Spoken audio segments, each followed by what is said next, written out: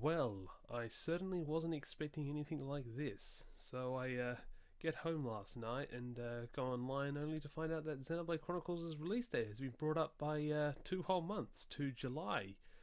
This is obviously very exciting, and it often just leaves fans of games like Zelda wondering how the heck does Monolith Soft make these games so quickly. But I'm not complaining. A chance to play this game even earlier is all the better.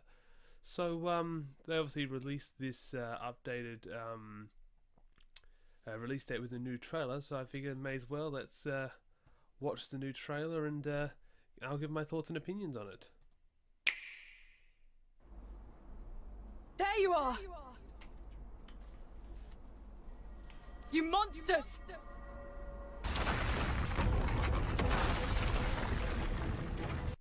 Now, is it me or this tank thing here looks just like it's reminding me of like one of those Hellfire droids from Star Wars Episode 2. Cut it out! We're your friends here!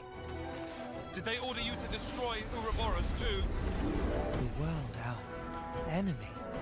Even though we're being chased by both nations at once.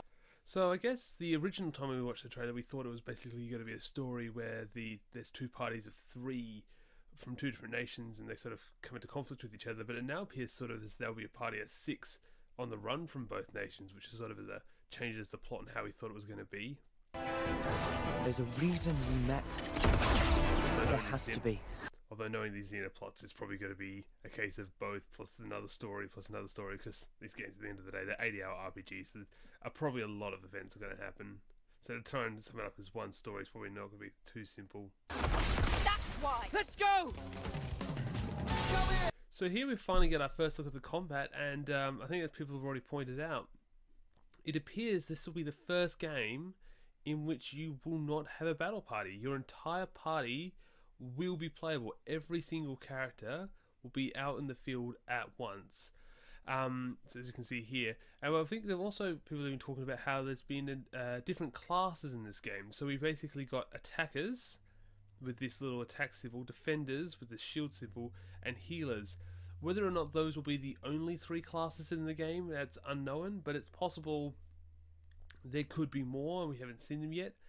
But yeah, so we obviously have a class system in this game. I don't exactly know how that will work until obviously we've played the game or there's more details. But another detail I want to show here, we see these yellow lines.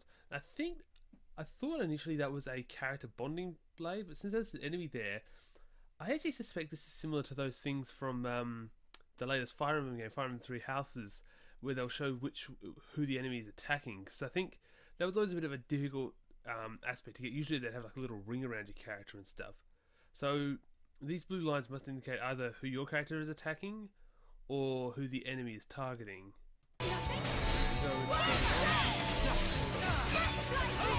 Oh yes, so you can see here,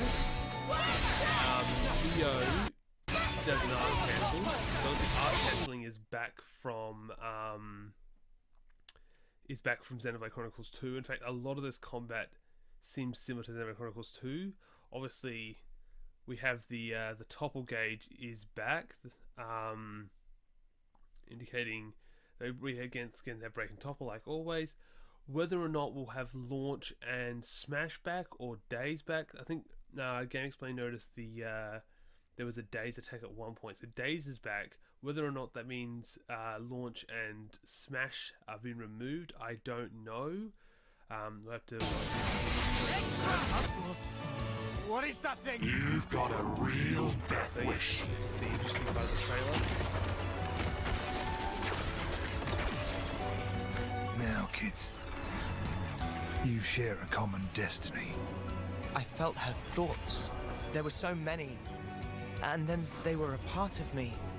How are you inside me? Hold on. Are we? Yeah, so apparently our characters can now merge into these super beings that look really, I don't know, they give me sort of a Persona vibe. Now, I haven't really played much Persona to say that, but I know I get like a very SMT Persona vibe from these sort of creatures.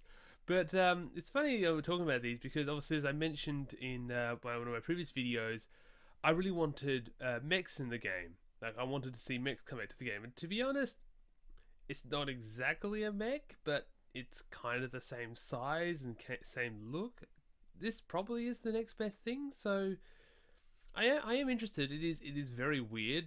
Not sure if I'd say it's Xeno weird. Like, this again feels like it's Japanesey, but not the Xeno level of things where like having, you know, two characters fused. Maybe I'm wrong. I think it has happened in actually it has happened in the Xenoblade series. Obviously, there was that fight at the end of Xenoblade Chronicles 1 when you fight technically two people merged together. So I guess it is somewhat Xenoblade-ish to have such an event happen. It is very weird, but again, this is the Xeno series. It's used to having weird things happening. Did also want to mention at this point, probably to mention that it seems that we've got the same art controls from Xenoblade Chronicles 2, where basically the D-pad will be one set of like your special attacks and stuff, and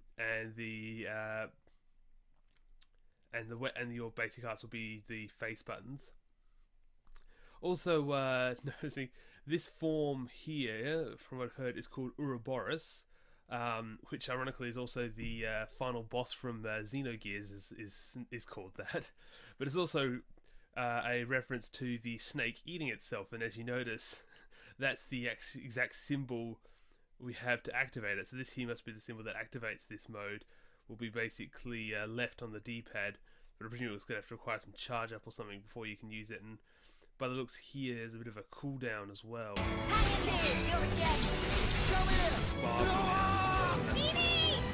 So it appears it's not just the main characters. It's not just the main characters that can merge, but also so you can take that form via a strong desire or emotion as well. No, they're not half bad designs, to be honest. They look kind of cool.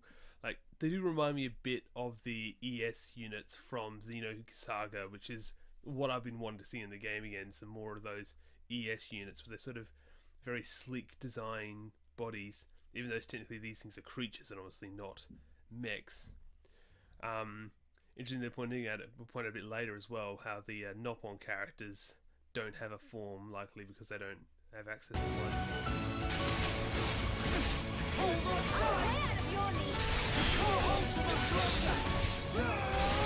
Again, that combat feels very, very Xenoblade Chronicles 2-ish. So it does appear that this is very much a Xenoblade Chronicles 2 style combat system, but it's got some very unique things. It's not. I don't think it's going to feel entirely like the last game.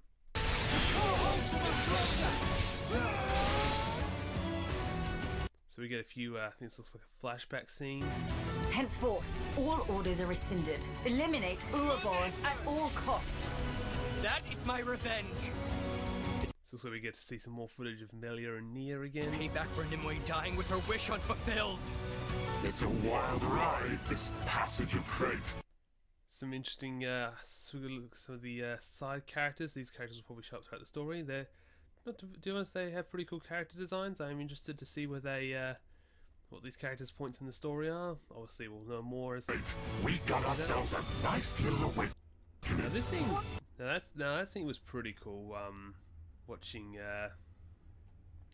So apparently, Noah's blade weapon can sort of split in two, which is it's interesting. I wonder like if that's something he does in combat.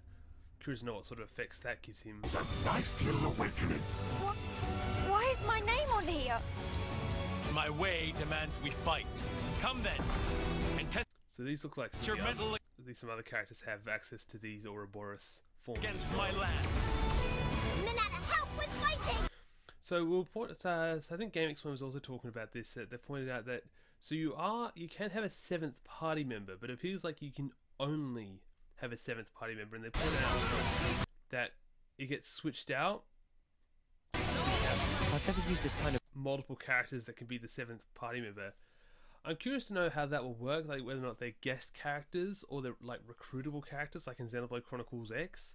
So I'm not sure if you'll be forced to play with a certain character at a certain time, or if you can sort of just, once you got the character, you can just add them to your party at the expense of someone else.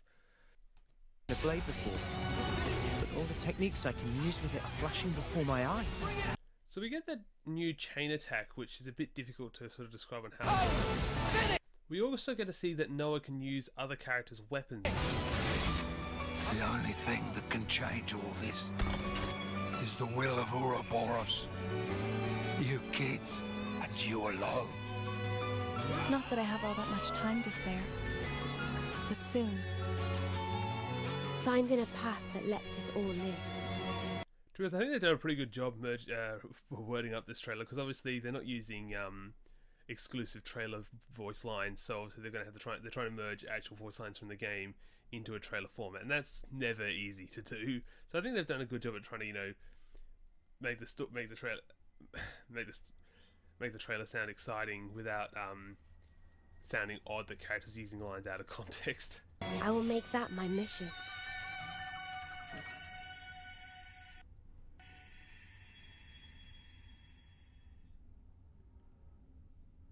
And there's the release date. So this looks to be some of the special edition, which I'll probably most definitely be grabbing as soon as I can.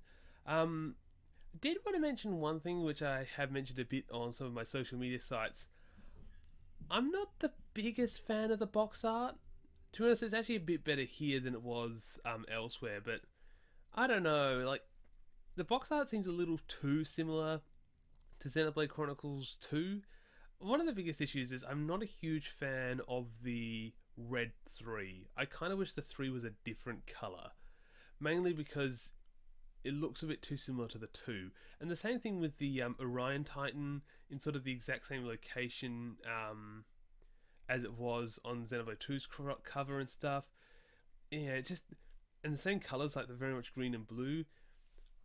I know Xenoblade Chronicles 1 has a similar box art, but I feel like it's different enough that it's distinct. I just don't feel like this box art is distinct enough, but that's a minor blemish. This game's probably gonna be fine.